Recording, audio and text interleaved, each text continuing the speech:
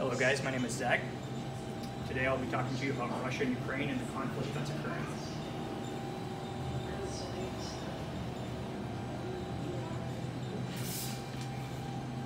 Most of us hardly ever think about the simple word war. However, this one word is more than simple. It has complexity. This single word brings people together to achieve victory as well as tears them apart. According to the Cambridge Dictionary, war is an armed fighting between two or more countries or groups. In researching this speech, I've learned how the meaning of such a simple word generates achievements and losses. Today I will introduce you to how the simple word of war possesses many meanings in the arena of Ukraine and Russia. To bring you up to speed, let's begin with the cause of the conflict. On February 18, 2014, thousands of Ukrainians flooded the area of Maidan Square, which is the center city in Ukraine.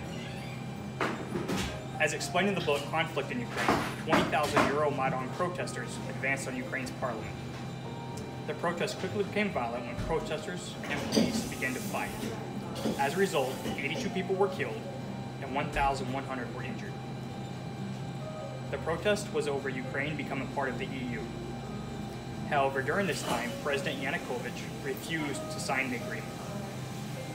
As a result, on February 23, 2014, Ukrainian protesters took control of parliament buildings and overran Yanukovych, forcing him to retreat to Russia.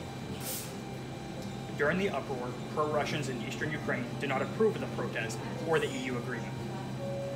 Soon after, both pro-Ukrainians and pro-Russians went to war.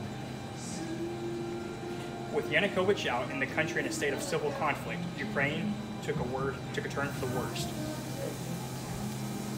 Ukraine became broken, forcing many to resort to desperate measures and called upon military-aged males to fight, resulting in many women and children to go hungry.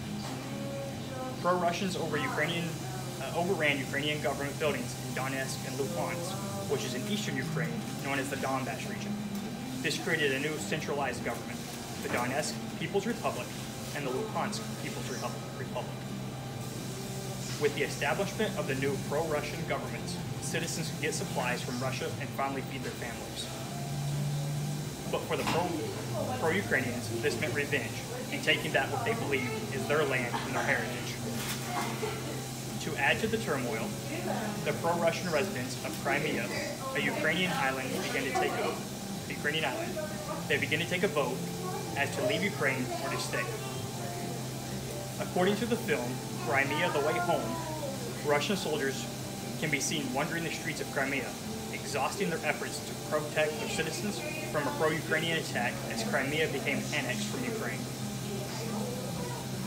With one of Ukraine's most touristic places eliminated, the economy began to dwindle even more. During my time in Ukraine in 2016 and 2017, the repercussions of the conflict can be seen throughout the entire country, resulting in $1 to 27 of theirs. With the country in a state of shock and unrest, who is winning? The conflict in Ukraine has been ongoing for 5 years, resulting in minimal victories and multiple casualties. The Donetsk People's Republic and the Luhansk People's Republic report that over the course of the conflict, 4,729 people have been killed. The loss of life is not only soldiers, but also women and children. To further this, 2,300 Ukrainian soldiers have been killed. According to Anastasia Vasylenko, a civilian and citizen of Ukraine who lived in the region where the conflict is in full swing, states that no one is safe and everyone is subjected to be searched by the Ukrainian soldiers. As a result, innocent people are subjected to search and seizure and can be arrested for displaying Russian pride. As for who is winning the conflict, no one. Both parties have taken multiple casualties, torn apart eastern Ukraine, and damaged the country's ability to regain footing. With no side winning, the country of Ukraine will remain in a state of conflict for more years to come. The country of Ukraine will continue to grow in a state of depression. As loss of lives continue building, the country will have no choice but to resort to drastic measures. The people of Ukraine will eventually tire from the conflict, resort to choosing sides, and remain stuck in the side they choose. The country will separate and remain in two states instead of one, forcing both sides to scramble for resources and the ability to live. As we can see, the simple word of war can have many drastic meanings. The conflict in Ukraine displays the hardships that comes with war. With the conflict in a continuum, the state of Ukraine will continue to diminish, and what will become of the country is up to the people and their ability to deconflict and rebuild a torn country.